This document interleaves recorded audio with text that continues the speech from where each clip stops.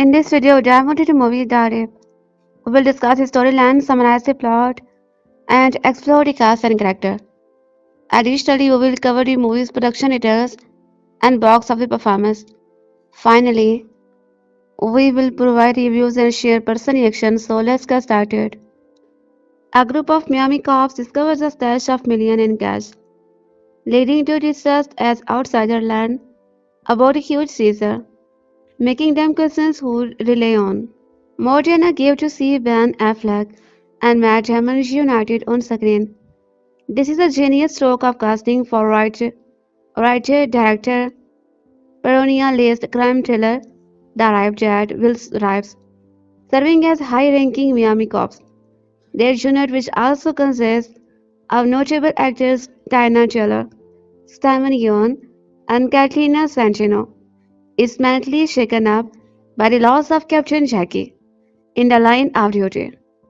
With a film utilizing a cold open, a choice proven to be the right one, with not an ounce of superfluous material here in this slightly edited, placing each officer under questioning to ascertain whether or not there is a possibility this was an inside job.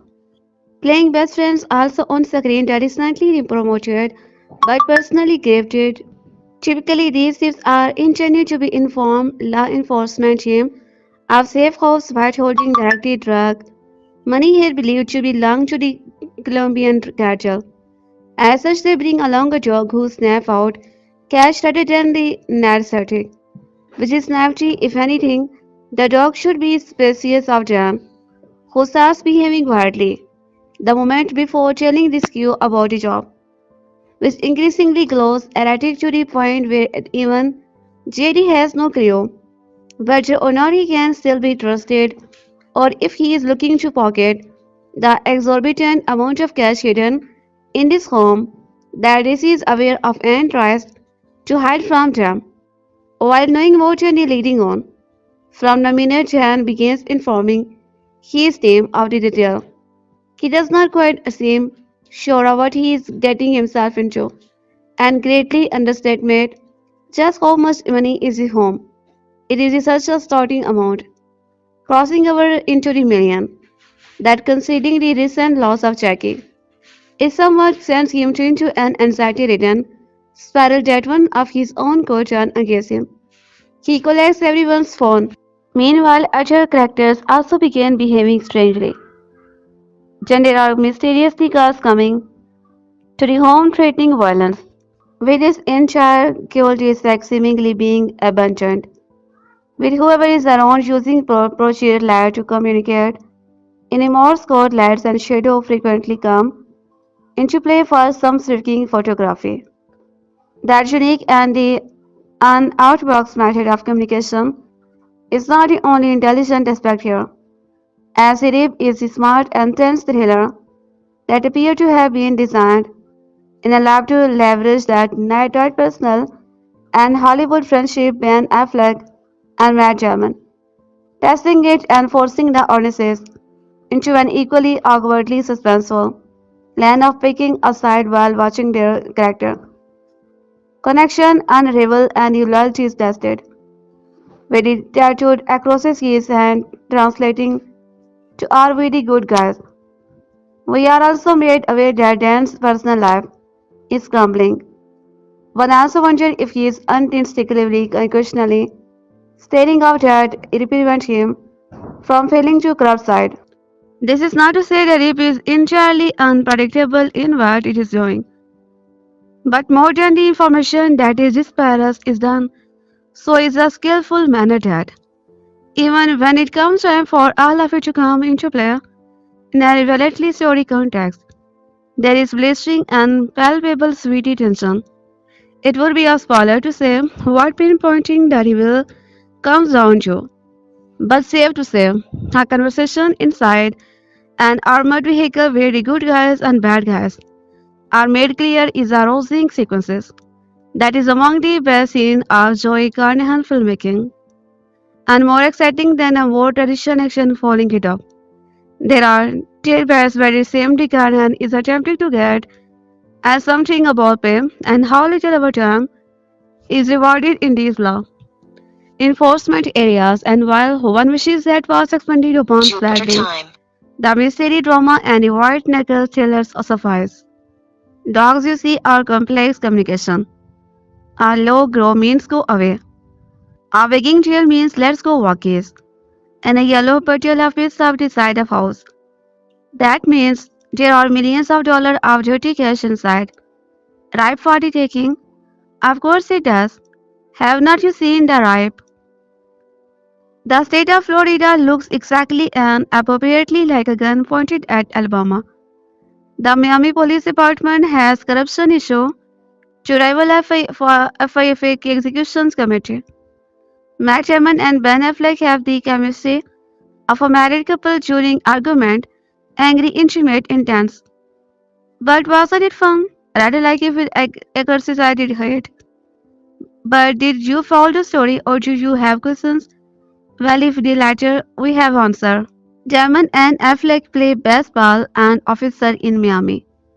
Tactical team. Affleck is a maverick. He uses the C word in America. A punch first think latter kind of guy. Damon is more sensible thinking before throwing fist. At the end of a long shift, Damon gets a stash house. They entered him. Arrive to find more than $20 million in buckets hidden in a wall. That's when the operation gets sticky amid suspicion that there is a corrupt cop in the unit. And soon, that thin blue line between cops and robber began to wobble. As Damon's character Lieutenant Dan Drummer grows in the trailer. From the outside looking in, it seems simple. Seize the cash, count it and turn it in. On the inside, it's difficult. Damon, hard-bitten, jaded leader of the unit, living in the shadow of grief since the death of his son from cancer. Detective Sergeant J.D. Byron, Ben Affleck, six-smoking maverick cop and Joe Dumer's baseball, was having an affair with Jackie before her murder. Detective Michael Rowe, members of the team, who appears at first to have doubt about Dumer's intention with the cast, or it says just was Dumer's wanted him to think, fast-sucking voice-cracking team member whose loyalty to the cause never seemed in doubt. Detective Lolo Slazer. The other female team members are Hispanic virtue daughter who complain about the tough life of a cop, the shitty pay, and the constant temptation to the skimp of the job. They see Sasha Calle, the young Colombian woman left by the cartel to guard the stash house. A member of the TNT team whose secret investigation sparked the story. She managed to send a crucial tip to Jumer's suspect masked assailant in the opening scene. There were the two masked men who shocked Jackie in the opening scene and the ones planning to steal the money and flee to Mexico. The corrupt cop connection is made early. During after work beer, before the tip of comes in, the team discusses a recent spat of stash house raid by band coppers looking to get rich quick. Its Carter house is supposedly getting knocked over by cops and FEDs. Money disappear. Explained Ben Affleck's character before dismissing it as made. He seemed an urban fantasy. Jumer suspected something was off from the moment he got a tip about the slash house. He had already considered that one of his team might try to take the money for themselves. That's why he fed his team member a different figure for his stash. Byron was told 300k Numa, $250k Lolo for $75k and Rue $150k.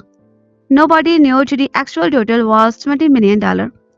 When the caller, assuming they had not yet opened, the buckets to discover the true amount said, "No one wants to die over $150 million.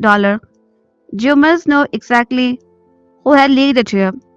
Rue naturally assumed that was the amount Jumer thought was in the bucket, and that gave him away. That's why Jumer shows despite and a slasher a card with the total sum written on the software to complete the account. He tells them not to say it out loud because that member numbers because the control.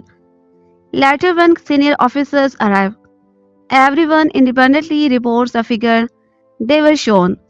If the numbers match, the chain of custody hold. If they don't, someone's been scheming. In other words, the system is designed to make corruption collective.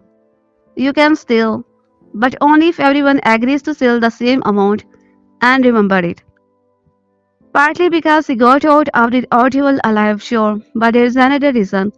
As part of the Informant Code of Miami, on a seizure in the state of Florida can claim up to 20% tumors explain. This is what she was up to the whole time. A girl can get rich stitching up for South Florida. Jumers tells her. The inference is that she had already signed up with the FBI to inform on the cartels she was guarding money for. That's why Jumers and Byron find her file to be redacted in a system she signed up snitch. At the end, she is seen hugging the FBI agent because they have just told her she's made a cool $4 million for her trouble. This is all part of moving sub-narrative to humanize Matt Damon's character. Early on, we see he has on his left hand and he is right. Later, Daisy asks what it means. Are we the good guys? She asks Mr.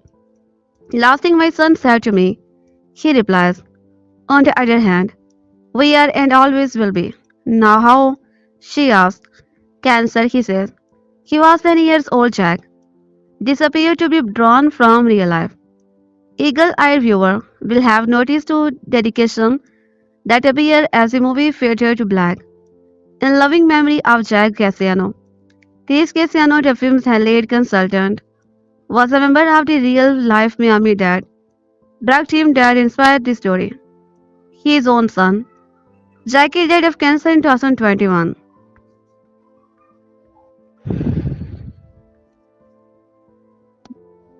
Drive is an intense new action thriller that reunites longtime friends and collaborators Ben Affleck and Matt Damon.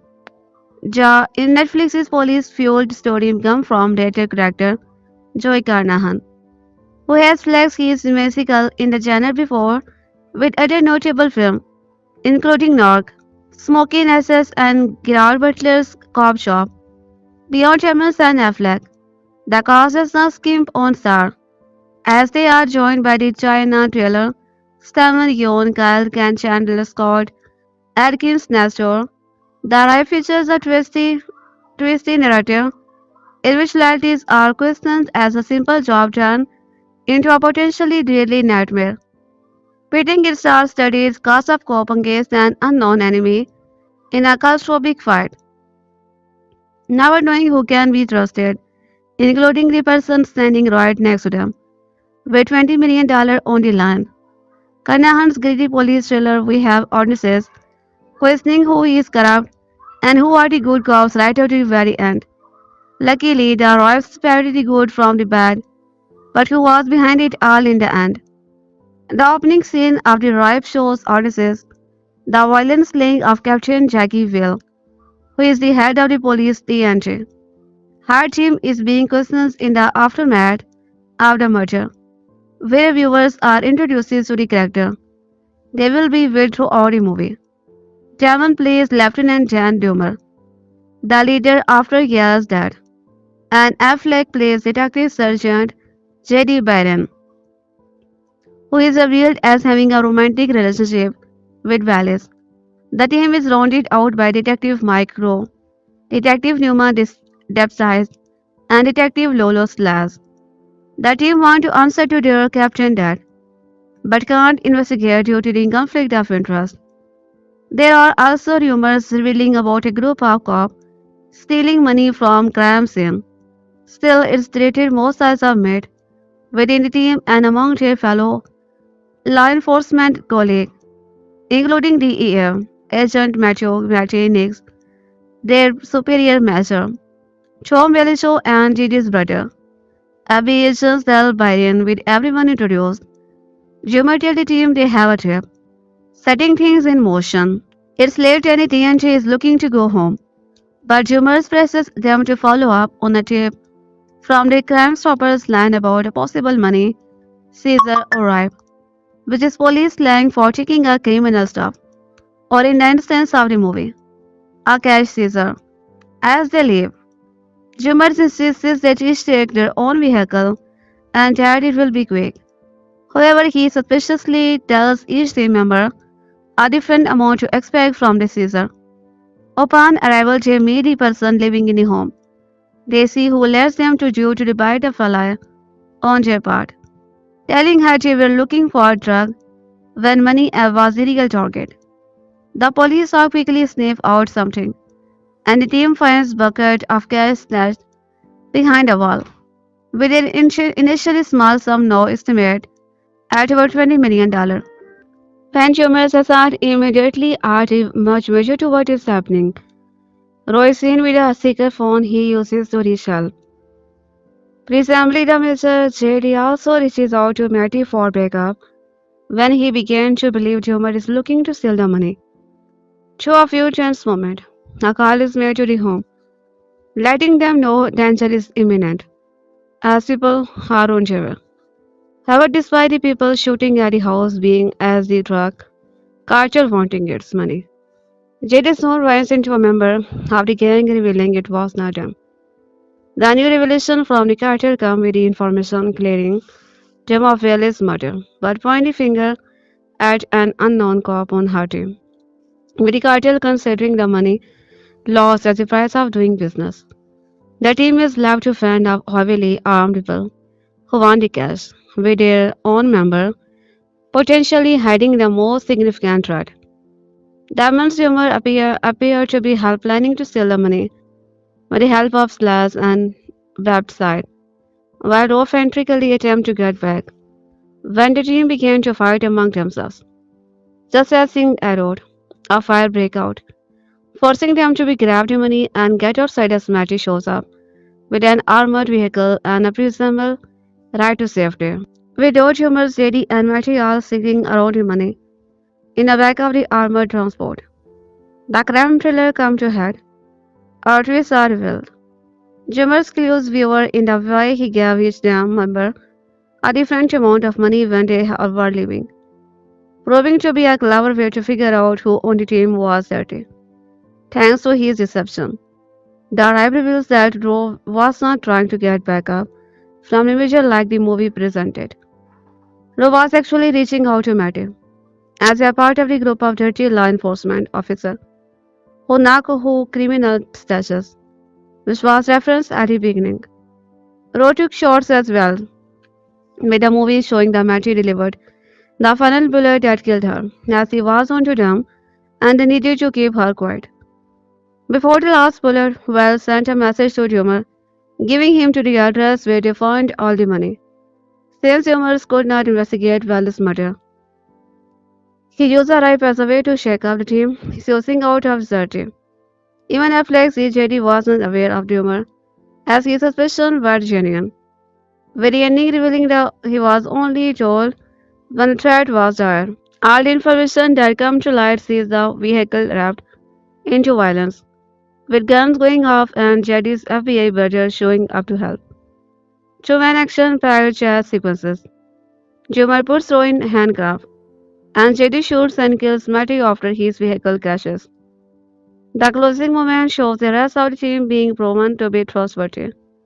Cobb says the money is properly delivered into evidence, and AC is given a cash reward for all trouble.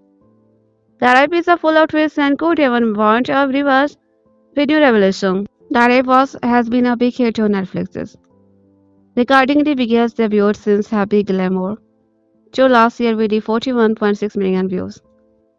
There's potentially a lot of people who found themselves lost among the various twists of the new movie.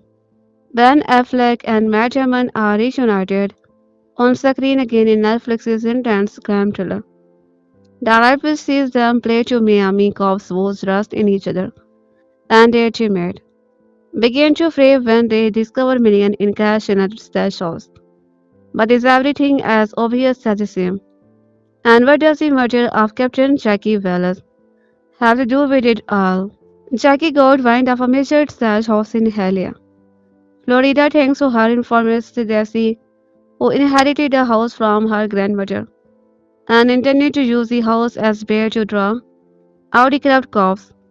Mike and Matty killed her before she could do so, but not before she sent a tip on the stash house to Dan. For most of the ride, it looked like Dan intended to steal the cash, totaling more than $20 million for himself and his team. However, it was all actually a play to root out the corrupt detective on their team, which was Mike. When he brings together his team for the raid, he tells each one of them a different amount that he was told was in the stash house. After they arrived here, discovered the money. Our threat comes in that no one and need to die. Our 150k. 150k was the amount that Dan told Mike, confirming to him that Mike was a crowd detective on their team. They don't know who he was working with it off until Matty shows up, with the intention of transporting the money to a DEA held bank. When they're on their way, G-Day and Danny's suspicion falls on Matty, and it's confirmed when Mike radial the last number on his burner phone, which connects to the Matty. Little does Matty know that JD had already called his murder in the FBI after Danny finally revealed his plan to JD earlier. Matty and Mike attempted to escape, but JD catches John Matty and kills him in revenge for Jackie, who he was in the relationship with.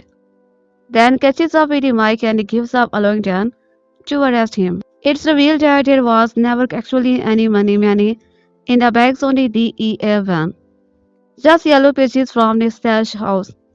The actual $20 million never left the house and is now safely in the hand of the DEA, who confirmed the amount to remove any suspicions from JD, Dan, and the rest of their team. After all the drama, it's a happy ending all round as Jessie gets a 20% cut of the stash house money since she was the informant he called in, while Jade and Jan watch the sunrise on a beach and remove the memorial hand on their shield to Jackie having managed to get justice for her. Before its end credit, the right pays tribute to Jack Williams Cassiano, who proved to be tragic inspiration for the movie. Chris Cassiano, who stars in the movie as the anti-detective, A.I. Pardo lost his son Jack at the age of just 11-year-old today in 2021. Director Joe Carnahan revealed he got his friend's permission to use the loss of his son, with the movie having done, losing his son to cancer. It's tricky, because you go to your friend and say, I don't want this to feel exploitive or cheap, and I don't want to take advantage of the memory of your boy, he explained.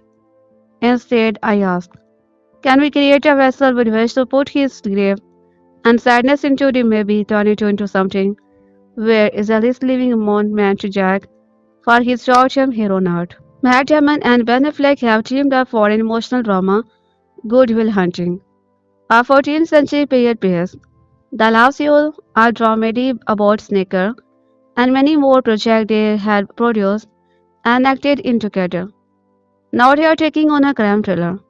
In the Arab, Damon and Affleck play detective who, along with a few other members of the team, find $20 million stashed in a house. And while there are references to a drug cartel, the battle in the ripe is between a police officer and whether they can trust one another when their life, careers, and a potentially huge players in on the line. The movie involves some twists, so if you want to make sure you followed along with what was really going on, keep rooting. And if you have not watched the rape yet, well, it's available on Netflix now, and two, there are spoilers ahead. Jan Jummer tells his team they have been sent a Crime Stopper tip about the criminals storing money at a stash house and they have to go and investigate. At the house, they tell the human living there the, that they are going to be million cash. This led to a bunch of questioning of Daisy, who denies knowing anything and says it was her late grandmother's house. She eventually admits that drug trafficker convinced her to be politically let him down to use the house while she leaves for our editor. While this is going on, The team of detectives are also mourning the loss of the captain, Jackie, who was recently killed on the job by unknown culprit. Jackie was in a relationship with J.T. Byron, then second in command. As the investigation into the house and Cash is going down, Danny starts acting very bad. He tells each member of the team a different amount of money was reported to be in the house in the crime stopper tip. He is very eager to get into the house, even it is mean lying to Daisy about the reason they are searching it. Netflix's latest heavy hitter, The Rape, has quickly climbed to the top of the global chart, fueled by the undeniable chemistry of Matt Damon and Ben Affleck.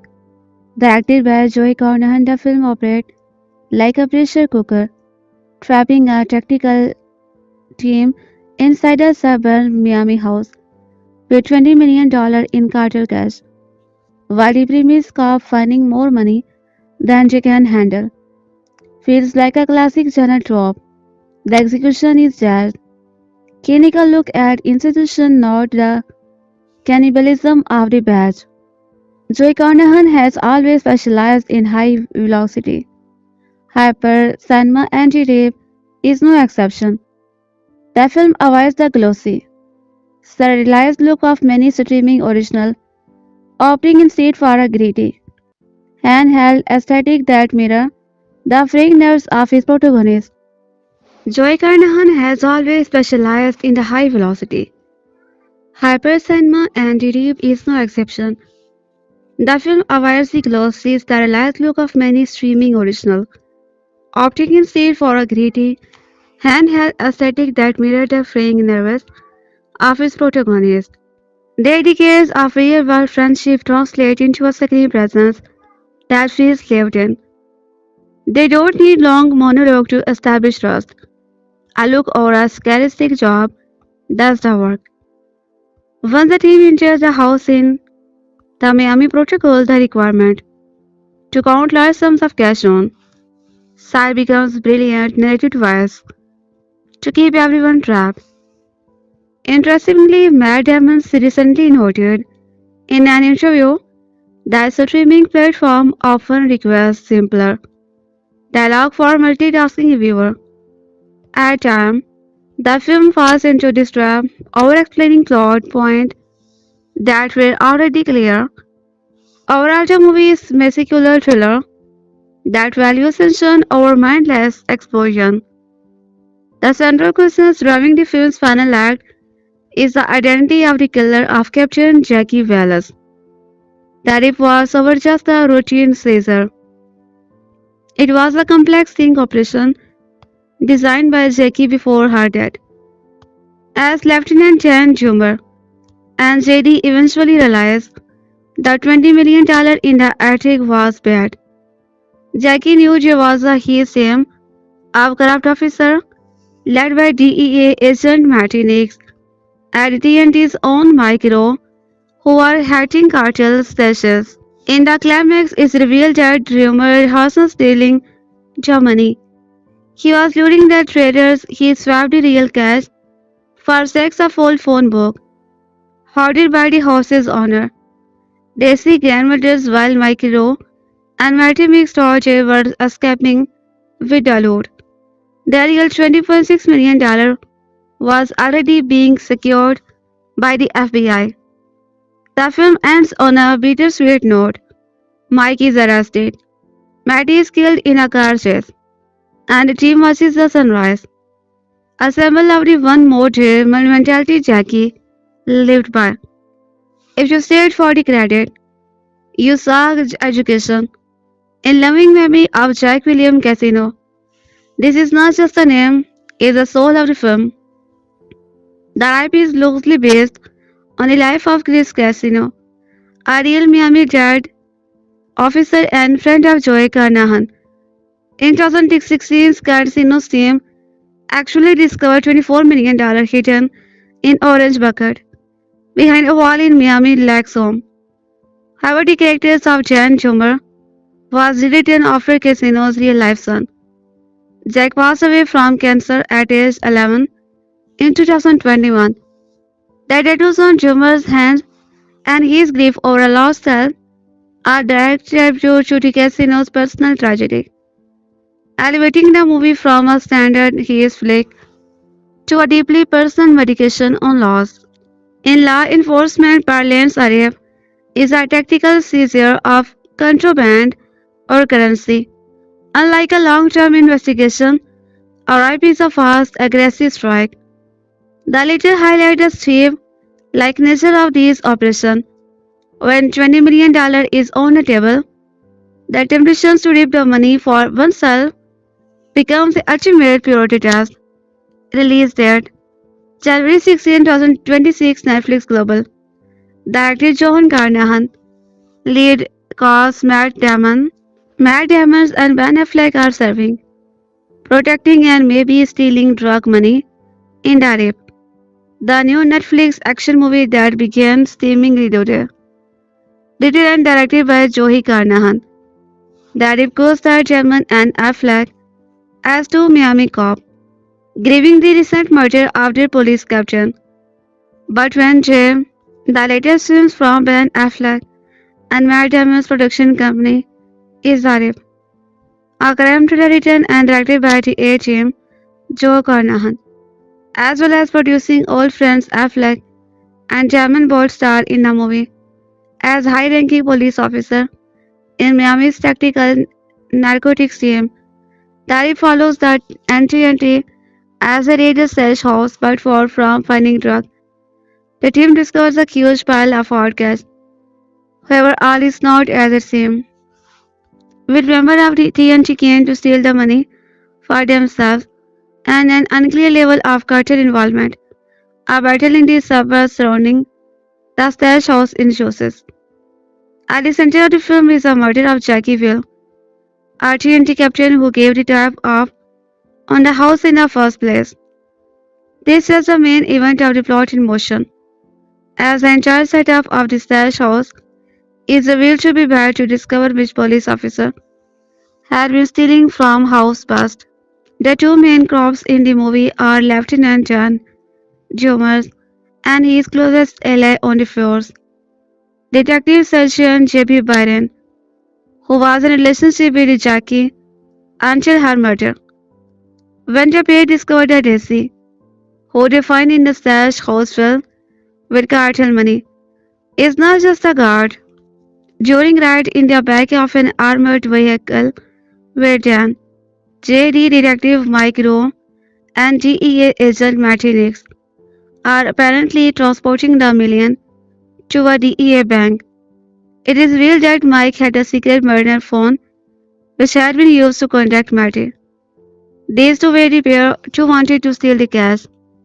Dan had worked his card because he had secretly given a different total value of the money to each member of the team, and the number he had told Mike was the same one that was later mentioned by the mysterious guard who turned out to be the Matty.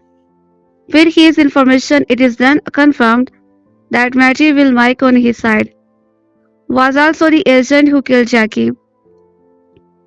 With pretty much her last act, she had sent him the tip about the money in the house before she was killed, with Mike and Matty murdering her to keep her quiet so they could continue with their plan of carrying out the heist. The final twist is that none of the $20 million was ever on board the DEA van. All the money had remained at the house. Anytime Matt Damon and Ben Affleck get together to make a movie, it's an event. Their last outing was 2023's Affleck directed Air, about the guys at Nike who created the Air Jordan. Now they are back in a totally different register, staring in the rape. The latest meathead action thriller from director Joe Carnahan. Those whose eyebrows immediately perk up at that combination of words will be happy to know the film deliver in exactly the ways they are hoped, and in some surprising ways too. In the rape, Damon and Affleck play a pair of vice cops in Miami who lead a team on regular raid of local stash houses. After losing their lieutenant in a mysterious assassination, Damon's then Dummer step into the job amid an environment of suspicion about police corruption and aforementioned murder. Dan gets a tip for money, but and check his crew Johnny address in question, where they discover a lot more money, stashed away they expected, already doing the bust in secret. Dan takes his what infuses in doubt an entertaining thriller of distrust, sometimes feeling almost like Johan Carpenter, the thing in which bond fell among the group as they began to question each other.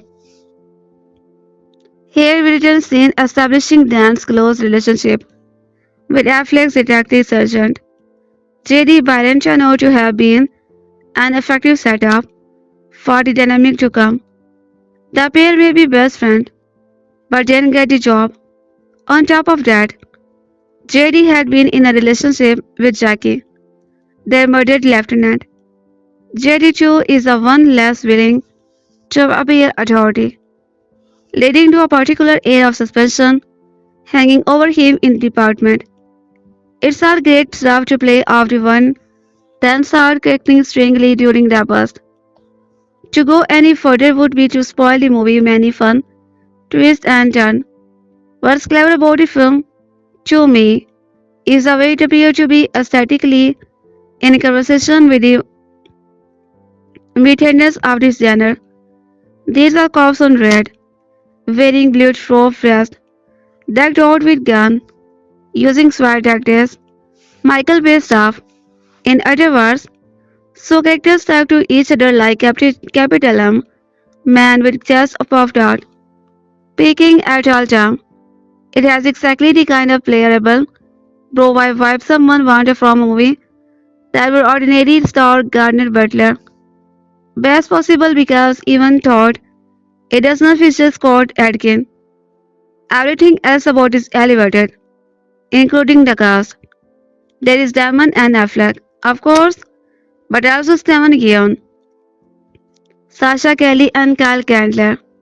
The interplay of good writing, smart directing, and great actor to carry out of is also an effective distraction from the fact that this action thriller is pretty light on action. In general, The Ripe is a despicably low budget affair, with much of the action taking place inside one house. That could have gotten tiresome, but being able to trust the movie on the shoulders of actors spotting goofy dialogue at each other is a privilege of working at this higher level. Those scenes work. They work because it's logical within the flow of the film at a structural level. They work because they do actually build and alter perception of character throughout the film. And they work because the actors are good and can pull it off. Of course, having Damon and Affleck together is a whole other layer of special sauce. They are each great movie star in their own right, but together they are a story. The lifelong friendship. From the Goodwill Hunting Oscar to their massive success, it's all packed into the pairing, and any scene between the two of them is always immediately electric. That always been true, and it's true in the rape, which you could probably watch on mute and still perfectly comprehended when Chaman and Affleck are acting opposite each other. Despite seeming kinda silly as a pair of marine like Miami cops, they sell the characters and their dynamic. At no point is the depth of the friendship in question, because you see it in their body language. When trust seems to be broken, it has weird, because the story of that friendship exists in reality. Even the writing and directing can't touch. What it all adds up to was a perfect piece of conch block entertainment, low enough on the brain power meter, but without insulting the audience's intelligence. Know what kind of movie the people who find it here and hit play on Netflix are looking for. Moment to moment, it's always entertaining, with just enough suspense and just enough humor. Throw in some great actor, Matt and Ben, and some solid directing, and you have got a movie going. I can hardly think of higher praise for a film like The Rape of that is. As soon as it ended, I turned to my friend and said, I hope to make more of this. Matt Damon and Ben Affleck have found the perfect vehicle for a second redeeming. With actor-writer for a second redeeming, with actor-writer Joe Carnahan. That is a fresh and smart entry into the overworked crop drama genre. Carnahan certainly knows his way around police action thriller set in Florida, but this one feels clever enough to breathe new life into the well-worn scenario we have seen play out in countless movies and TV shows. This one already enough feels like Germany has long been a B-movie perfect for those exhausted by percentage award bid. A month when Gerard Butler and Jason Statham are suddenly commanding wide release and often number one minute hit. But as the former apocalyptic sequel, Greenland, Migration lingers in the top 5 and the latest action rom Shelter prepare to premiere. We find two more appointment star, Oscar winner Ben Affleck and Matt Damon, resigned to the small screen instead. In a non-Netflix's world, a film like The Rape flashy, action-heavy led by two household names should be available this weekend on the biggest high-format screen across the country. But then in that same world, at this particular time, it is doubtful that a film like this would even get made. Granted a budget that is reportedly close to $100 million, highly unusual for R-rated non-IP. The streamer was, in fact, so keen getting made that it has briefly agreed to change its pay structure, allowing Affleck and Damon to bring across a profit-sharing artist equality rule, by which each member of the cast and crew gets a bonus if the film performs well. So, as with many films at this wide moment, it's a take what you can get situation, and while it would have been preferable to see a film like this, which looks and feels like it was made in 2002 on the big screen, the landscape was dictated that small will have to do. It's made by Joe Carnahan, a writer-director who broke out in that same year with crime thriller Narc, a film that was saved from direct-to-video ignominy by Tom Cruise, who bodied as access producer. Since then, Carnahan has continued to attract other Hollywood action junkies such as Liam Neeson, Gerard Butler's Mel Gibson, and Affleck, whom he first worked with on 2006 rather annoying carpet smoking essays. I would argue that Carnahan has only made one true great film in The Grey, a grim, grueling and surprisingly poignant survival thriller about men at the end of the world facing the end of their lives. But he has proven himself to be mostly solid genre land. The system has not found a place for him in the last 5 years. Hands up if you have seen Carrie, Washington, a project developed with TV writer Michael's MC Grail, is a comfortable fit, the kind of film he would have been making back in his heyday. As with Netflix lost every section vehicle, 2019's Triple Frontier, it's a straightforward throwback to the theatrical movie of yesterday. And as with the film, it has concerned a fight over a considerable bounty. A film called The Rap, led by Kev Smarkas, accused some flashback to 2013, Jabrizian, paranormal police flop, but it afraid mean something thankfully rather different and more of the real, physical world, inspired by alleged true event. It referred to be smashed amount. Here tripled out to be group of Miami officer led by Damon and Affleck City. They descend upon a seemingly normal suburban abuse and led by an acceptable money snuffing dog. Fund more than $20 million hidden in this active. The team, which also include Oscar triple Teyana Taylor and the Oscar nominees Damon and Catalina Sancho, just safely transport, who can be trusted with a rap like this. Give plenty of talk about it checking or robbing the rip, which no actor is quite able to be normalized. and as talented as Damon and Affleck might be. Somehow they're more bravado. Preferred characteristics also ring a little file at this stage of other career, but its other take on role that would usually be sleepwalked by the butlers and Saturn. Speaking of truffle oil on a greasy roadside burger, there is their obvious long-term chemistry, but there are also serious dramatic actors who are able to bring some humanity to note, underwritten magic, tragic backstories. There is a little else for the other actor to rely on also. As a young woman living in the house, Carnahan working with a budget he hasn't been disclosed for a year, is a brash, cocksure, and entirely unacceptable director.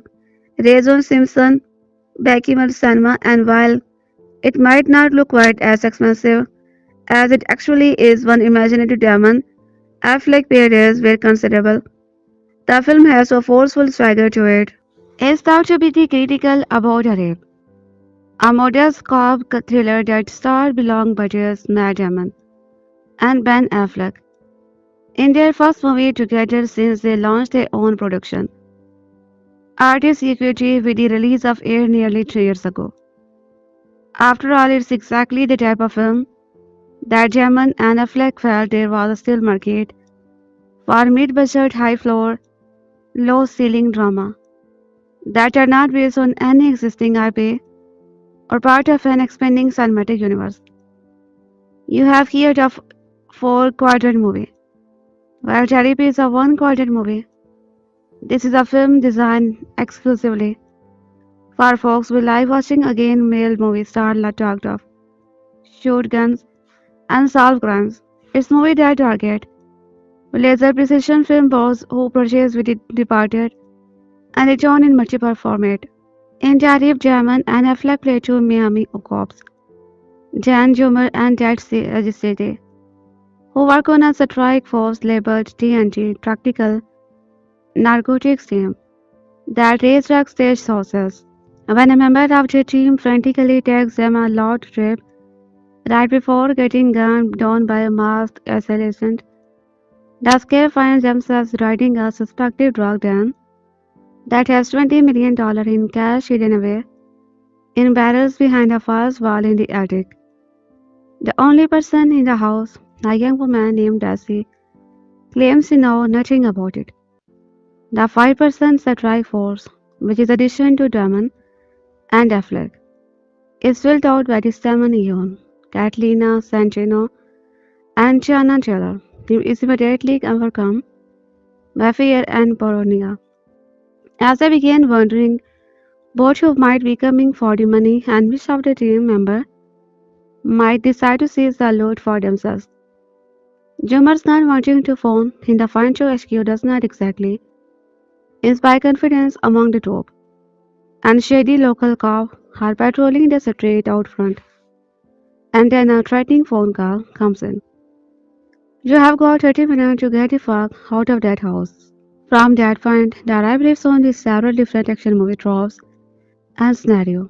It's a legal movie, maybe it's a heist movie, has a plot dutifully and jungle itself via a series of twists and turns that you often feel mandated rather than inspired. Some lip services appear to character depth, but really, both Damon and Affleck are just playing stock. Tough guy, characters that likely did not require much prep aside from growing a grizzled beard. That said, there is a reason these guys are still movie stars nearly 3 decades after Good Will Hunting, and there is immediately some fun to be had in watching them step into roles that feel more grounded than the outside. Big second character they have often been tasked to play. The supporting cast is also worth paying attention to, as it's far more interesting than what we typically get from a genuine Netflix release. Yeun is always reliable, and this is Taylor's first film since starring and winning a Golden Globe for one battle after another, which boosted her career last fall. Kyle Chandler is also around as a DH and keeping tabs on the situation. And while Carnahan did not have to cast COD action star Scott Adkins, What it does have is gunfire, as the film's biggest action set pieces are all body hooks shot out. That Carnahan shoots like a pro. The story itself is also standard issue, offering out a prescribed number of double crosses, fake out, and plot explaining flashback until everyone's true motive is revealed and a surprise villain or villain can be held accountable. The repeat's closest cousin might honestly be the FX cop show, The Shield, which was also about a highly specialized strike team that was not exactly on the level and often found themselves stuck in situations spiraling out of control. The Shield was not afraid to get dragged off, while Jerry feels like it needed to play it safe enough to accommodate its movie star lead. Carnahan, who wrote the script and shares the story credit, musters a feeling of authenticity. I am not a Miami cop, so it could be Fox authenticity as far as I know. But the characters in the Reef do speak a certain way and carry themselves in a manner that feels true to the Dingley. The stories are in services of likely would not sport a 2+hour film, but thankfully, the Reef got two credits right at the hour and 45 minutes mark.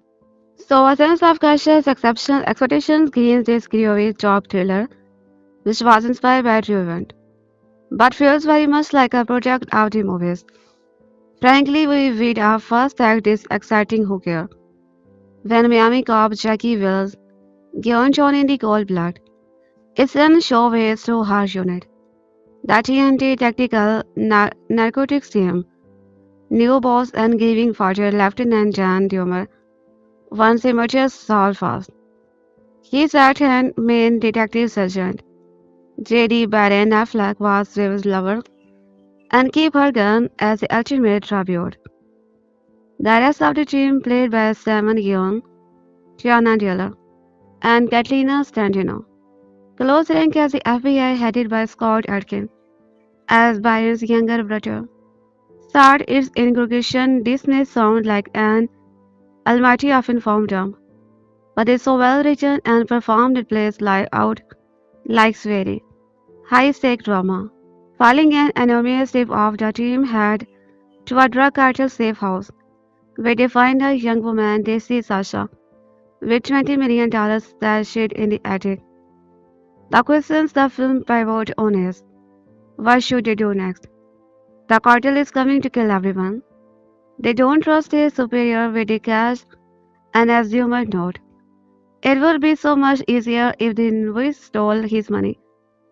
For those unaware of Miami PD vernacular, the rape is slang for when cops do exactly that. But with the sales of the set for all exerting assault on Princeton in 13 update, Carnahan dropped the ball, just as the tension should be ramping up. It began to display with the characters wandering off alone, making stupid decisions, and concealing so many secrets it scared to back.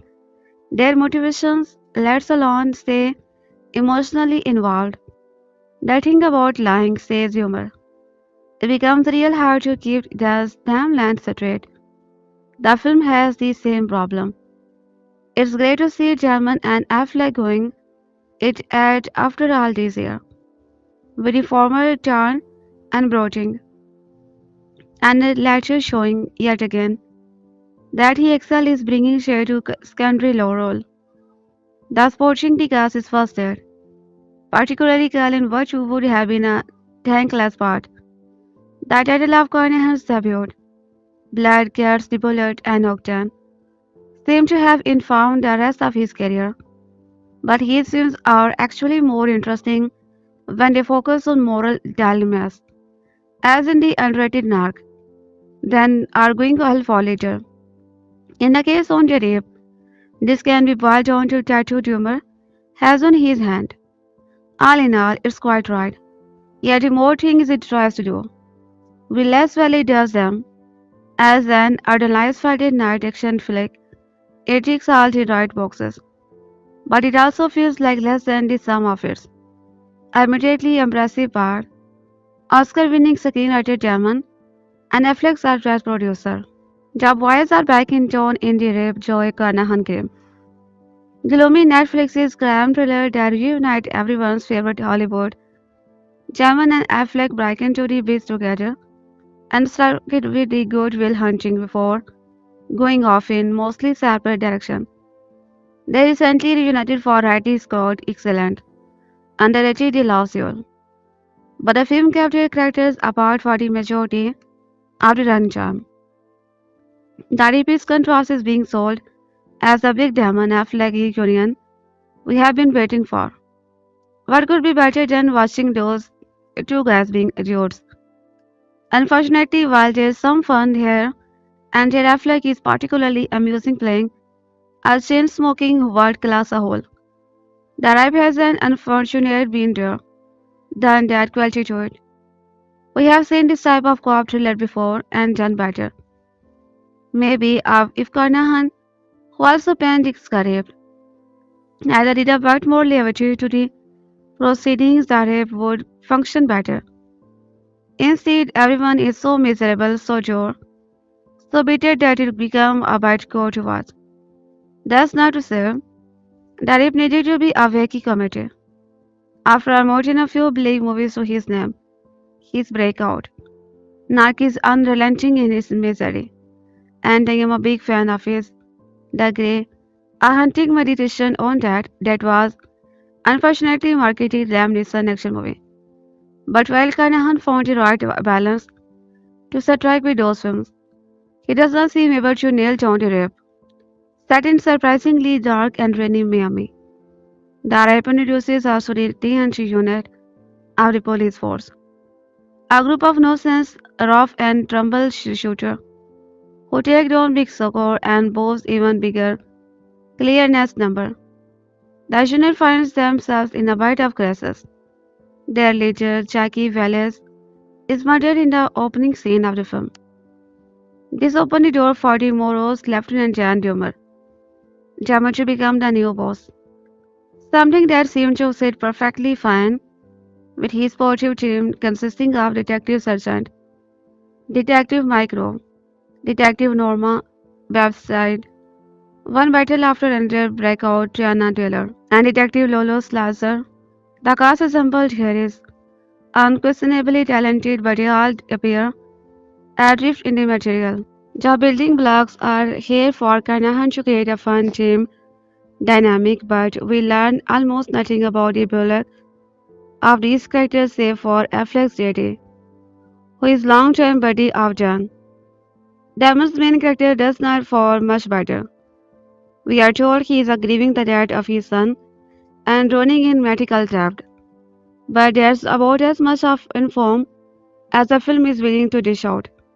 To be fair, Carnahan is playing things very close to the chest because he's got more than a few twists and turn up his sleeve, but you are bound to see them coming. As the sun began to set, the team is ready to clock out for the day. Until then tells them about a tip involving a stash house. They roll out and end up in an eerily quiet cul-de-sac, knocking on the door of a house inhabited by Daisy, who is quite good here playing a character card in the middle of the mayhem. The young woman explained the house once belonged to her now dead grandmother, and she is tied up in a probate court trying to make the place her own. The cops act friendly and courteous to Daisy. Eventually, tough an alarming amount of money is discovered stashed away in the attic. Daisy claims she has no knowledge of it, but she also tells the cops that they should take away what you want and leave an anonymous phone call to the house also offers a warning. If the cops don't get out of there soon, they are going to die. The stage is set up for plenty of morality grey drama. Will this scene turn dirty and pocket gas? Or is something else going on here? Dan began acting strange, and JD notices this pretty quickly, leading the two friends to be at each other's throat. From here, I assumed Carnahan was going to take at assault on Prince 13 style approach. with our cops under siege from criminals trying to pass into their location. But while the rape stays pretty much rooted to that, most of the film's time is devoted to watching the character stand around with sore look on their faces and making abundant use of the F word. There are bursts of action from time to time, but they fail to thrill, not helping matter is the look of the film. The rap does give us a handful of scenes where Damon and Affleck's character blow out, but these are brief flashes of light in a sea of darkness. I am all of dark and gritty crime drama, but the rap never feels like much of a movie, more like a pilot for a new, particularly violent law and order spin-off. Many films genres have a variety of storytelling tools available to keep the pressure not only on their characters but also on their audiences.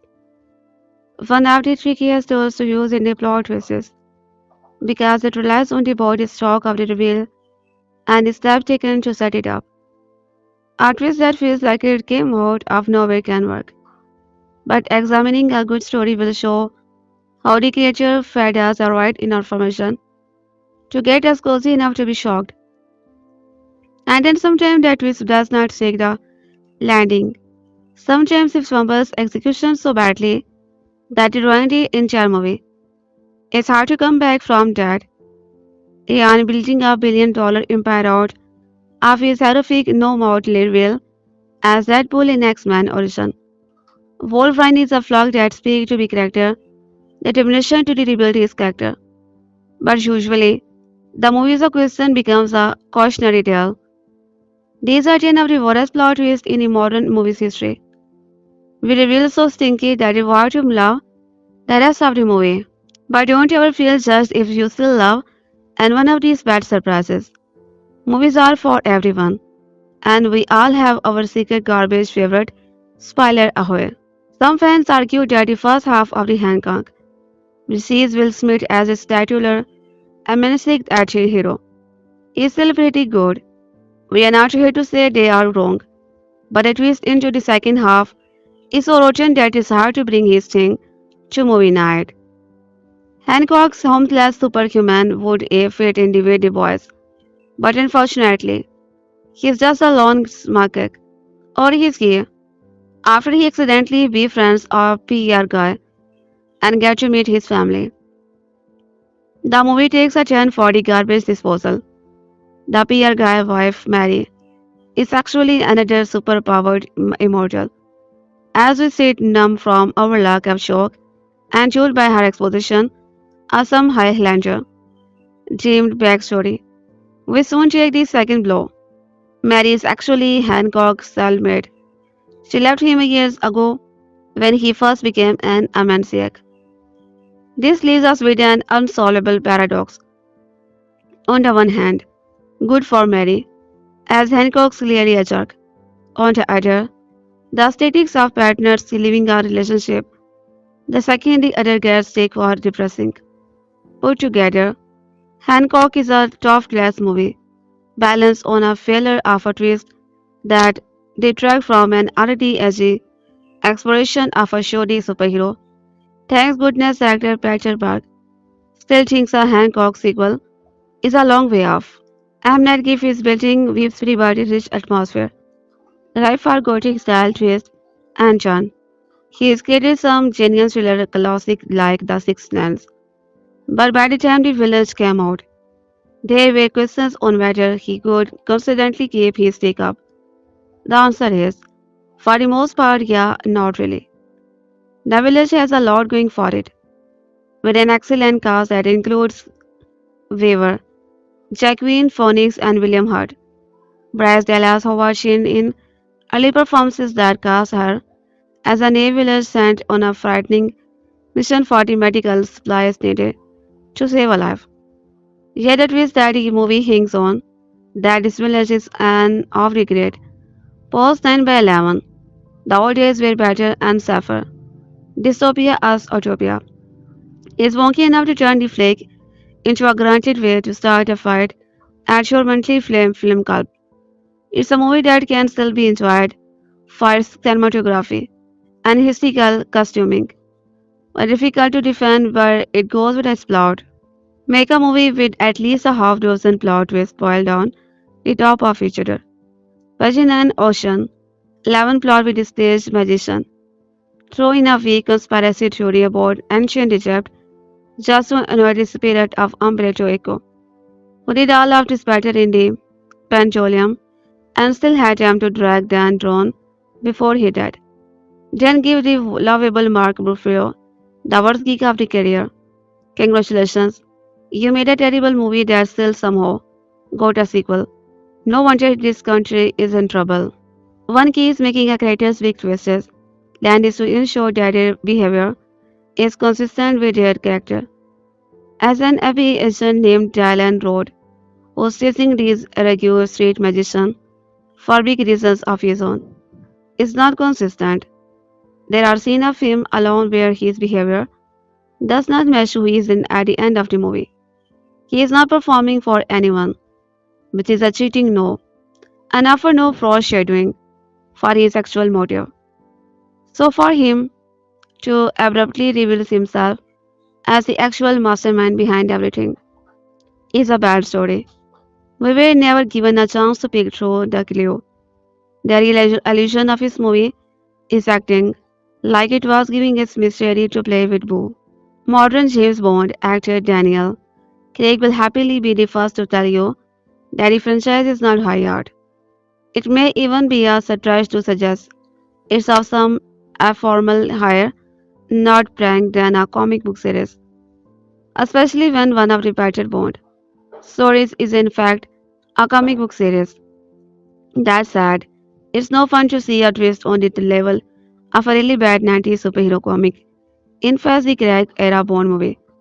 Worse that it involved the award-winning Ingorgious Bastard star Christoph was doing his best with the voracious carnation of Ernest before to death. Spectre not only rigged on some pretty solid modern Bond movie into chess pieces for the newly revealed terrorist organization Spectre, but it is shoehorned before back into continue after a right issue had forced his previous movie to create fresh plot and a motivation without him. All the original plan had Rolf Lehner revealing himself as the main villain of Spectre. Things turned out differently on screen. Blofeld dropped his version of somehow, returned and revealed that he raised alongside an orphan and adopted James as a brother. Is actually Spectre informers later. It does not land with the gravitas of Darth Vader's long ago pronouncement of the patriotism. It's more like in a train post Thanksgiving report. There is a plenty to argue about regarding M. Night superhero trilogy. Unbreakable remains the standout, sometimes too dark and ponderous, but enriched with a genuine love for the art of coming and a good twist. Sublet right of a dice on James MCO with phenomenal performances, but Glass which attempt to use Jackson's supervillain as its narrative crux. A late game reveal that there is a being secret superhuman.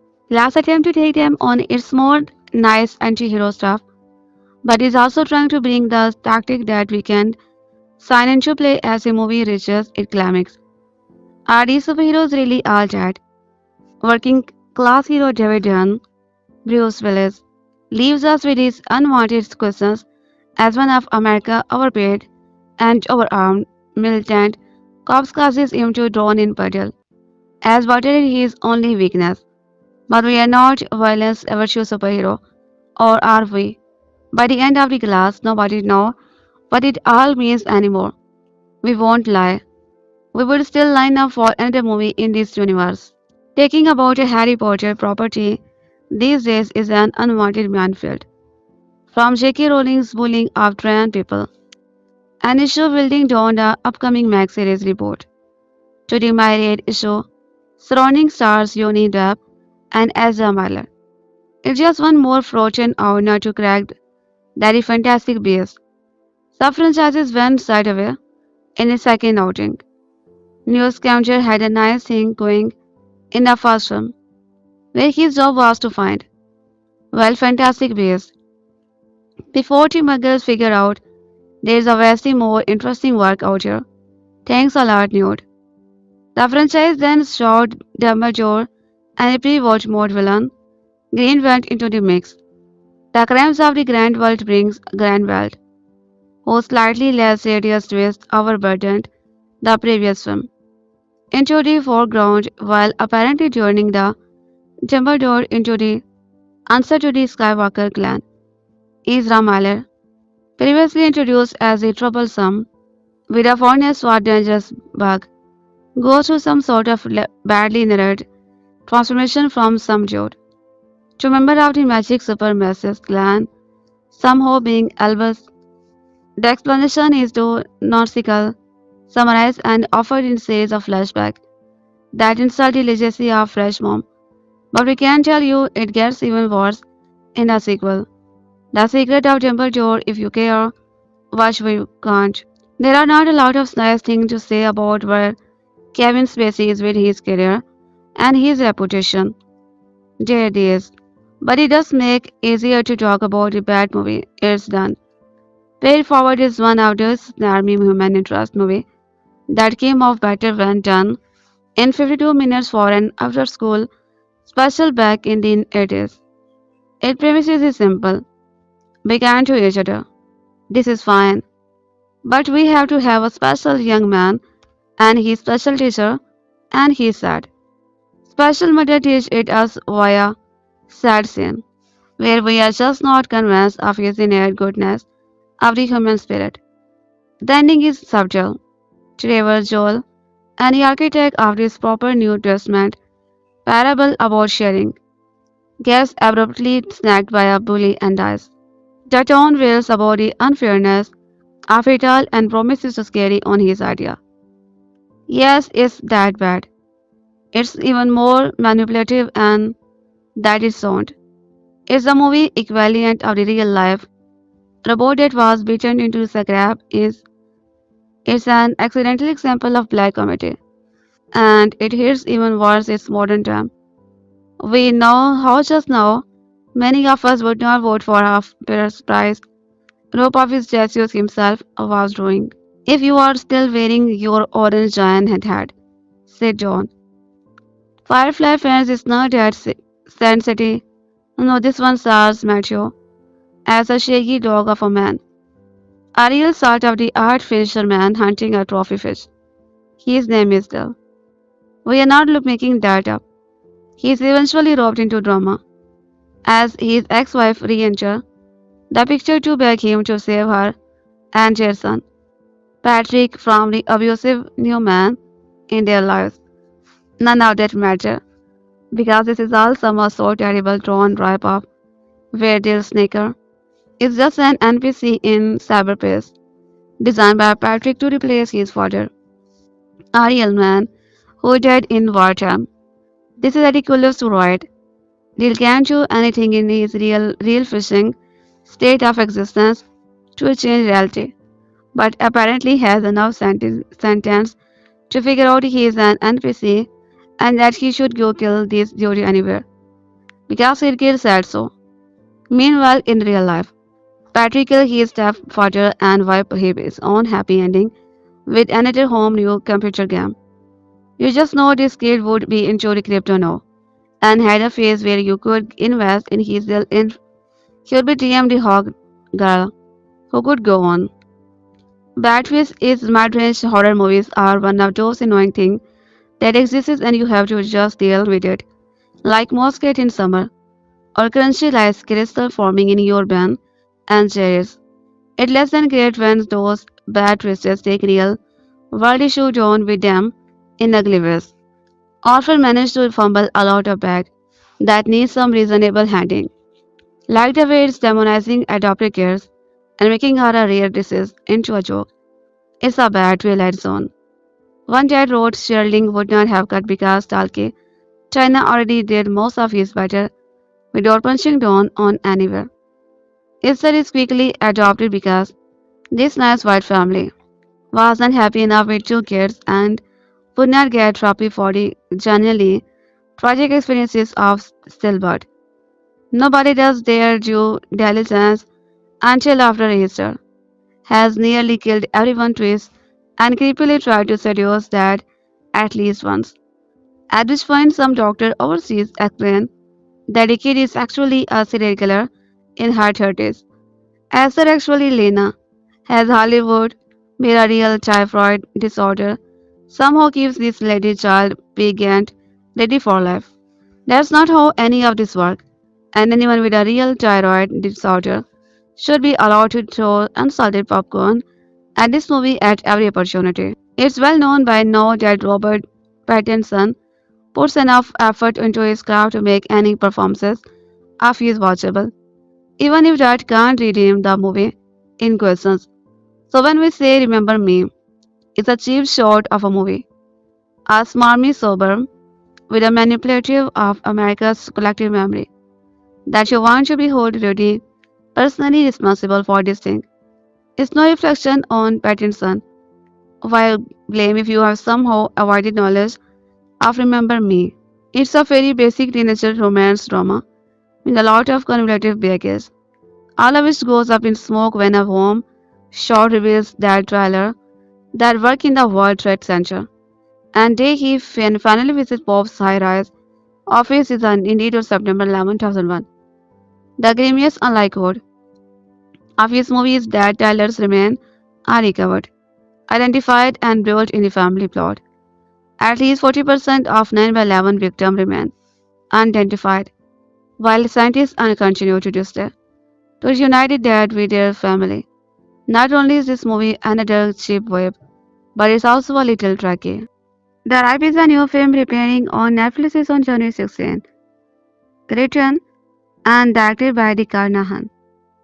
The film stars Matt Damon, Ben Affleck, Steven Yeun, and Sasha Calle. The cast alone sells the film. Lately, I have heard a lot of people claim that the era of the A-list actor creating a movie on the trend of the face. I don't buy that here. Anyone who sees this cast will be inclined so much. Between that in lineup and the lack of major competition this weekend, it's almost guaranteed to be a hit. That said, it does not mean the movie is itself any good. Between the January release and the early title itself, I did not have high expectation for the film. Still, I was genuinely looking forward to it because of how much I liked the cast. Damon and Affleck reuniting felt promising, as if they were truly invested in something substantial. The supporting cast only heightened that excitement, with standouts like Steven Yeun and Teyana Taylor. When you hear about a lineup like this coming together, it's hard not to be intrigued.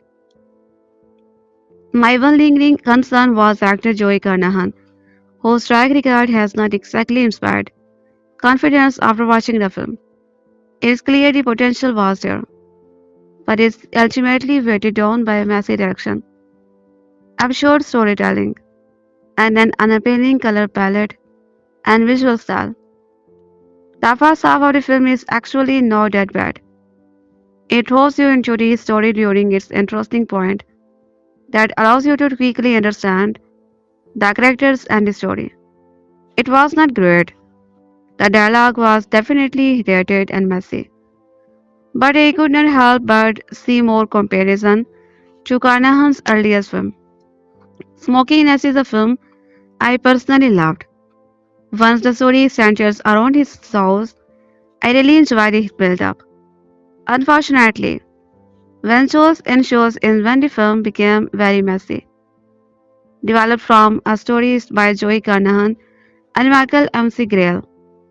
The screenplay itself was written entirely by Carnahan. I am not sure what happened along the way, but at one point Carnahan was reportedly to remake the raid, and you can see traces of their influences here almost as if this film became a substitute for that project. The core issue is that Carnahan likely should have served as editor writer on director, but not board, where some of the plot twists do land. The longer the film goes on, the more impulsive they become. It feels like the project needed another creative voice to rein the story in. because he has a lot of usual unrealized potential that could have made his a much stronger film. I can understand why a cast like this has signed out, with Damon and Affleck attached as producer. It's easy to be imagined much of the supporting cast committing without even seeing the full script.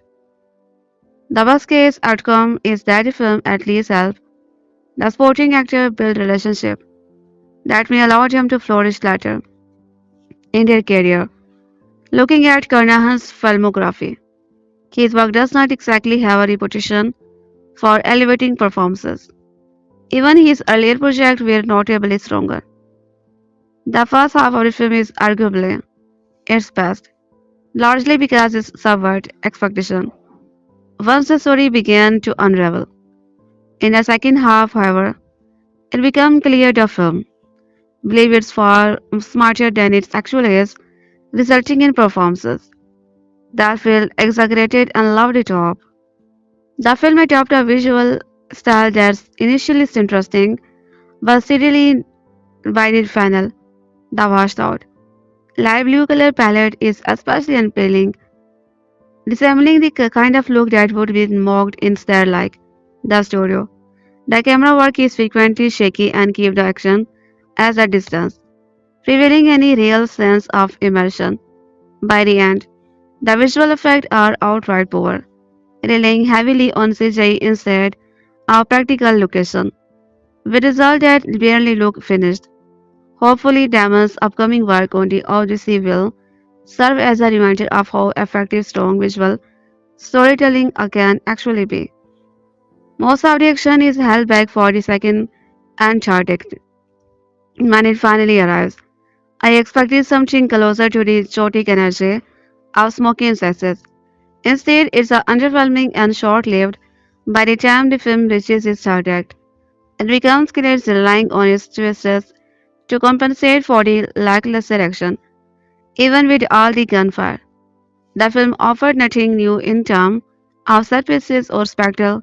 Is territory we have seen covered countless times before. Overall, Tribe is ultimately disappointing because of how much potential it squanders. It leans far too heavily on its twists, to the point that they undermine the film's believability.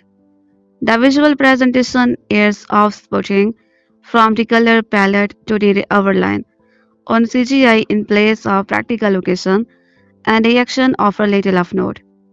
If you are a fan of the cast, it may still be worth a watch. At best, Oasis may is right for what it bid is likely to be quickly forgotten.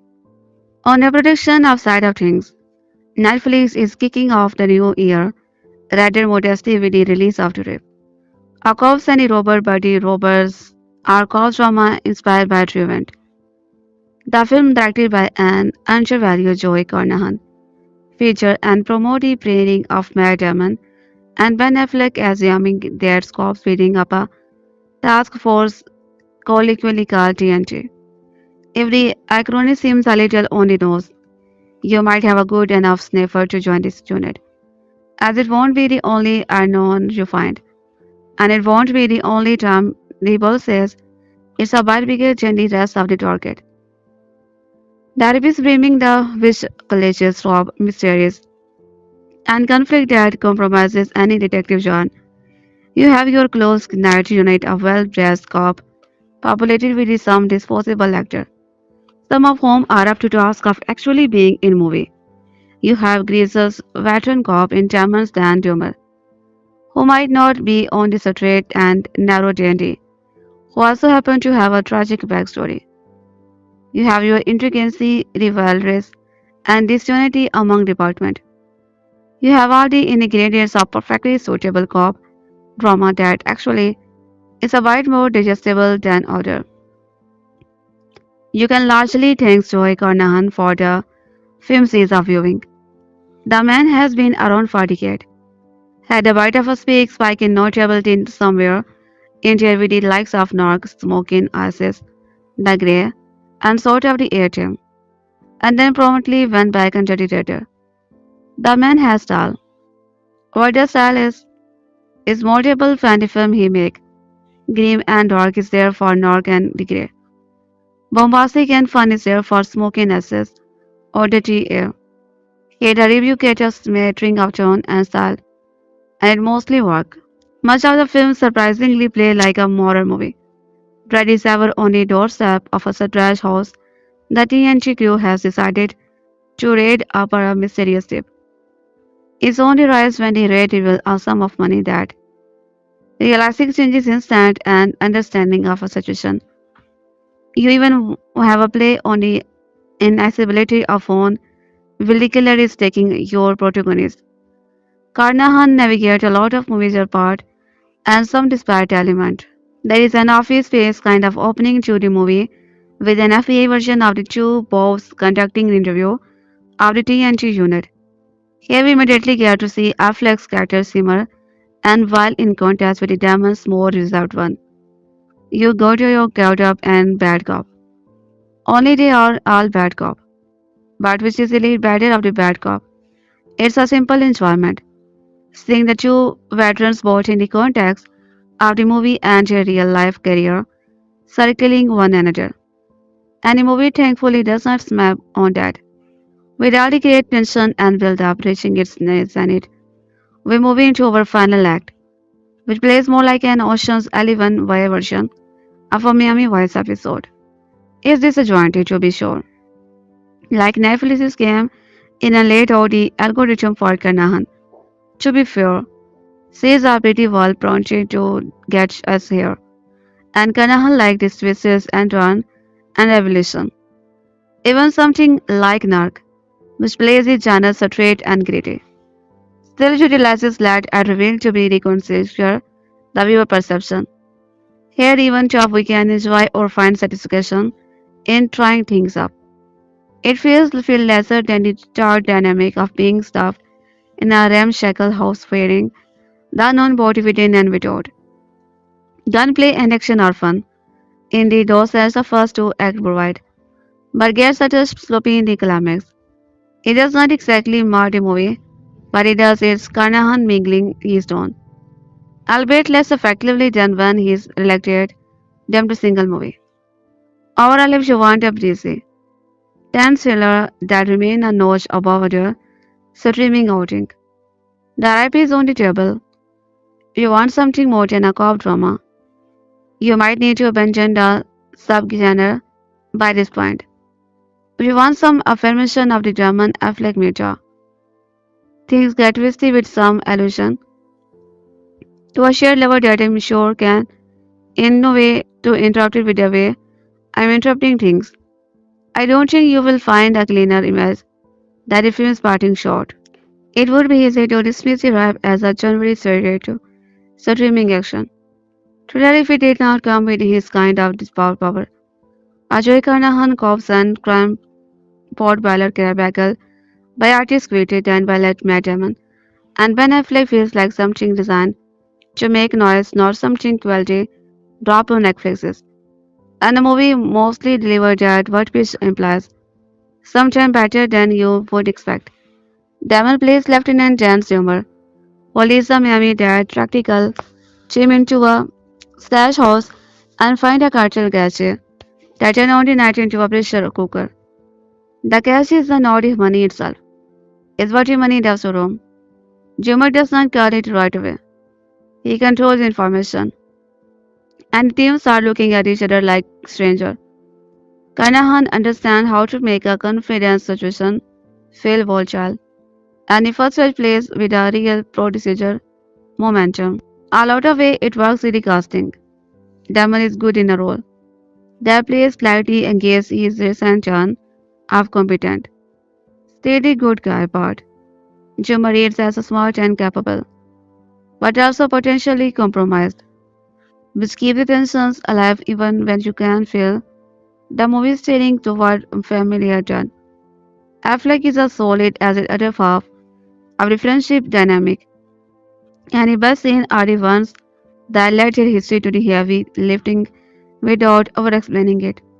Steven Yeun and Teyana Taylor are both welcome presents, and Isabel's texture helps the this thread, even when the script is being a little too blunt about where it has it. The downside is that the ride still has the Netflix's thriller scene where the movie feels built to it. Considerably watchable mode and is generally surprising. Carnahan keep it moving and his set pieces have bite. But the plot mechanics can feel obvious and self-referential. I ended up liking the rap more than I expected to, and less than I wanted to. It is better than a lot of recent action thriller comfort plot, and has enough to atmosphere and mistrust to keep you locked in. Seinfeld Corner is dedicated to the delivering inside film criticism, thorough, respectful, and comprehensive ranking that celebrate the art of cinema in all its form. Matt Damon and Ben Affleck are great as you would imagine. Their dynamics has always been one that electrifies the screen and pulls viewer in. This time around, it is no different and it adds one aspect of seniority. Damon is in charge, and despite his and Affleck's character being extremely close in the film, there is that tension between them surrounding who is leading the way. Maybe I am just seeking God as a long-term fan out here, but I fully enjoyed watching their banter, argument, laughter, and tension again. There are plenty of other names and faces you will recognize in that app. Steven Yeun and Teyana Taylor are two of the detectives within the TNT. Also at times it felt like Yeun was a bit miscast. He does play his part well in certain actor films, despite being in the group. Taylor had only a minimal supporting role and did not, however, you can't help but acknowledge her presence when on screen. As expected for the Golden Globe winner for the performances in one battle after another. Kyle Chandler played his part as the EA agent well, also a minimal role, but one that is key gog in the film. Geeking out here again. I love Scott Adkins and seeing him play a role in a film where he is not just roundhouse kicking people like a low-budget Jean-Claude Van Damme is outraged. I have seen some people complaining already about the pacing of the ride, saying that it's too slow at times, or a slow burn that never feels like in it. I don't think I could disagree more. I really enjoyed the pacing of the first film and did not find the show at all. From the jump, it's a trap you in for turned out to be a very well made cop thriller by a lot of questions and misdirection. I think the pacing benefited this film because it's not just a straight up non-stop action movie. This one makes you think, especially when it led up the gags. There are multiple parts of the script that match the pacing well. When the action hits, it hits hard, but when the smoke clear and the guns get rolled out, that's when the questions came to mind. It will generally make you second guess yourself when you think you have it figured out. I am a Joe Carnahan apologist and believe that he is an undervalued and underappreciated director. He knows what is the trend are, and he puts them on display here, with the shaky camera to match the gunplay, low light gothics and action that is full bore when necessary. He just understands those elements. The rap is not great by any means, but it's a hell of a lot of fun. If you need to sit down and watch an enjoyable film that will make you think but not overthink, the rap is your wheelhouse. It almost a throwback to early 2000 action film in a sense, and one that, as mentioned, will keep you guessing amongst all chores. Plus, you get to see two great back together again in Matt Damon and Ben Affleck, and your launch should get you a flip on Netflix's watch it. It has been nearly 30 years since childhood friend Matt Damon and Ben Affleck collaborated to write the screenplay for Good Will Hunting. The film would go on to be a box office smash, grossing over $225 million even more.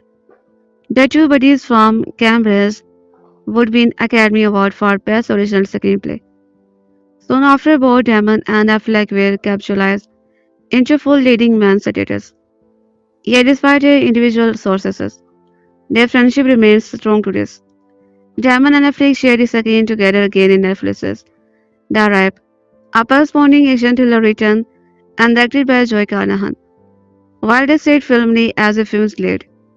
Carnahan songs them with a compelling sporting cast that includes Damon Yeun. Recent Golden Globe winner Teyana Taylor. The Arrive tells a gritty, street-level crime story set in Miami. It began with the violent murder of Captain Jackie Salas, the leader of the police department tactical team, with retired night squad still stealing from Jackie's death. The BA began an internal affair investigation to see if the murder was pulled off by someone within the department. Meanwhile, Lieutenant John Domer, it promoted to lead team leader, but his job won't be easy with the division falling apart and morale at rock bottom. After receiving a crime stopper hit up, identifying a stash house belonging to the cartel, then rounded up his frustrated and disillusioned team of detectives. They consist of his best friend and long-term cop, Detective Sergeant J.D. Bryan, Detective Newman Babside, and Detective Lolo Slasher. The team arrives at the house which is sat at the end of quiet, with his own set and pieces in place. Carnahan thing then begins tightening the screw. The team is met at door by a young woman named Daisy, who claimed the house belonged to her grandmother. But inside tells a much different story. While searching her their rooms, they discover 15 bookers filled with cartel cash hidden in the wall of an attic. The team expected the rob to be from $150K to $300 million, but they quickly realizes they are sitting on an estimate $20 million. Procedure said they counted money at the site of seizure, but that much money comes with an extra layer of danger, which they soon learn after a mysterious phone call gives them $30 million to leave or else. Carnahan dropped his team in a pressure cooker as a detective scammer to figure out the best course of action or other motivation in play. As the external threat mode is internal fractures that drive the suspense. The real tension kicks in once a team member begin losing the trust in each other, and as trust in erode, loyalty shift and paranoia set in. Who's dirty? Who's clean? Carnahan masterfully keeps us guessing as he digs deep into the corruption and betrayal. The film mystery is a key reason it works so well. Carnahan planned seed of suspicion everywhere without ever tapping his hand, and whenever we think we have things figured out, he proved to be one step ahead of us. At the same time, he and TP Johan Mugus as Sparrows use a camera to give the world a greater and versatile texture. The rip is Joey Carnahan's best film since The Grey and is a killer start of the year for Netflix. Inspired by a true event, the story and storytelling grab you from the opening scene to the closing credit. The conscious barrage of F-bombs dumb things down a bit, but otherwise the script is razor sharp, giving the intensely focused cast some rich material to work with. Of course, it had to have actor working at such a strong comfort level as Damon and Affleck. They really to have a natural chemistry that comes through on screen, and that's one of many reasons this enthralling action thriller has with such performances. Darib had a pedigree that suggested it could be more than the visual genre cosmetics look. Ben Affleck and Matt Damon reunited on the big screen for the first time since 2023 year in a police action thriller directed and written by Joe Carnahan. Arguably the best films of their extensive career revolved around action thriller police drama. The Departed for Damon, The Tone for Affleck and Narc for Carnahan. So taking the genre together seemed like a winning strategy. The rap opened with the Miami police captain Jackie Wills getting gunned down by two smacks assailants who clearly know her warehouse. Then gets a textbook a house with a big ass stash. Nani to disease Aka Arab. He really seemed to be respond. The house in the center of a cul-de-sac that seems tragedy too quiet. A young woman. They see Sasha respond and allowed him to search the house. Upon searching the house, they find for more than a few $100,000 hidden in property. This rap is in the several million. Naturally, That starts to make everyone on the team a little antsy, especially as Dan start acting suspicious and not following a protocol.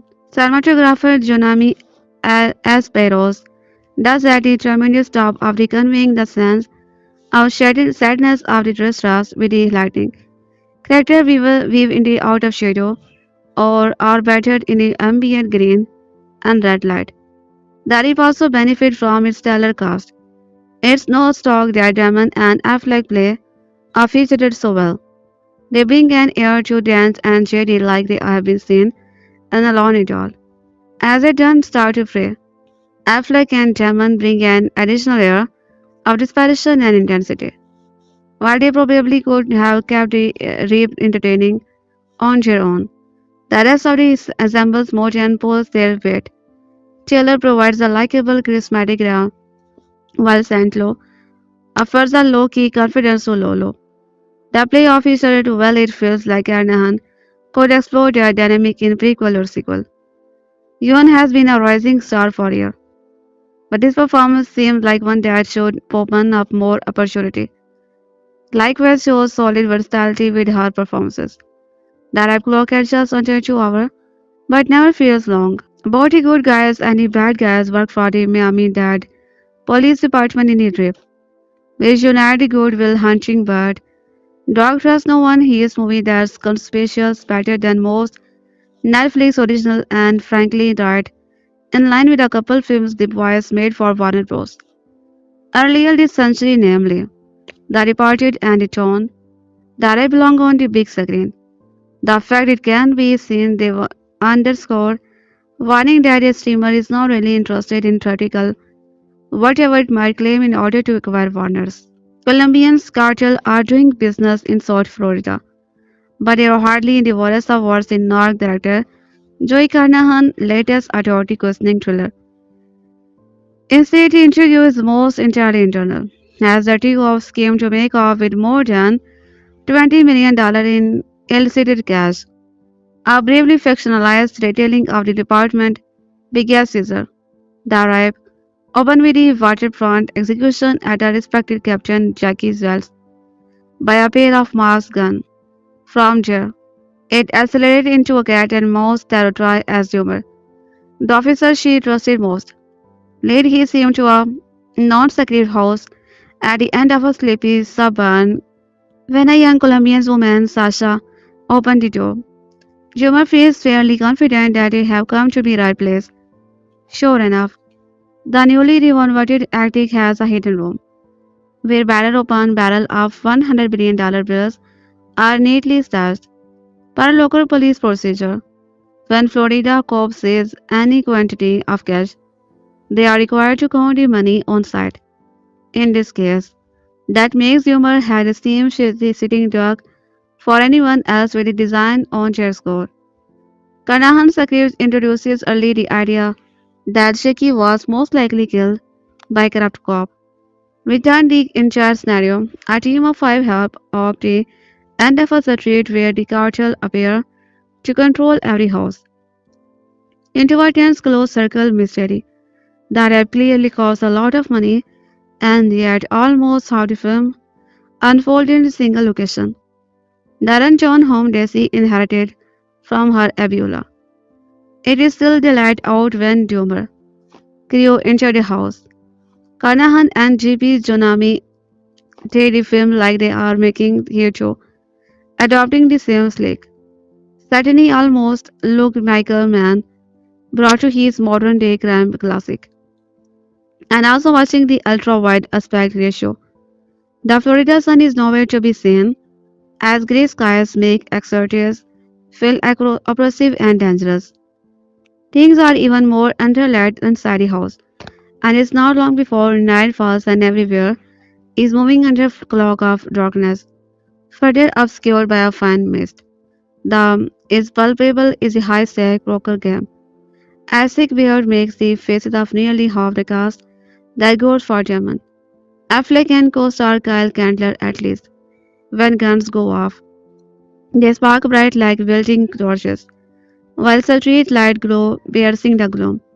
Visual that collectively reinforce the film's cinematic ambition. Much has already been said about how the rape defies Netflix's prescribed rule for distracted viewership, where the plot must be restated multiple times for dividing the attention notices.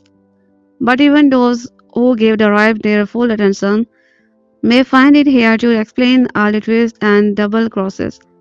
Carnahan crammed into his gripping 2-hour thriller, which is presumably why Netflix failed to publish a Medium article entirely. The primarily suspect and Jumar and his brilliant partner, Detective Investigator J.D. Byron, as well as follow Officer Rowe, Slazer and website Teyana Taylor. Let's stop for a minute and check in that cost. It's only January, and Netflix had already set a bar incredibly high when it comes to assembling. Between the sheer complexity of the plot, where the deal with the cops who roll in a cruiser, who was shooting up the house. Why does not Jumar try to arrest anyone from the cartel? And the intricate way Carnahan assembled the puzzle. The rap is easily worth a second viewing. Having done so myself, I can attest that it's even more satisfying on closer inspection. Editor Kevin Hall is constantly cutting between the faces of Jumar, team showing each of their reaction to be unplanned setback. And once you know what everyone's motive are, the performances prove even more satisfying as do a couple of corny shadow stares to keep us guessing. According to a conversation Carnahan sets in this garage, the cops in the lab make roughly $18,000 a year risking their life to recover money earned from selling drugs and other serious crime. At one point, Belpite holds up a modest stack of bill and wonders blood how just that amount might change her life. Imagine that 20 million could do. The drive was made for nearly 4 that sum, and it's hard to make sense of Netflix's accounting. The money clearly went to good use unless you count a lousy epilogue set on Florida's fakest looking beach. Surely they could have found a few more bucks.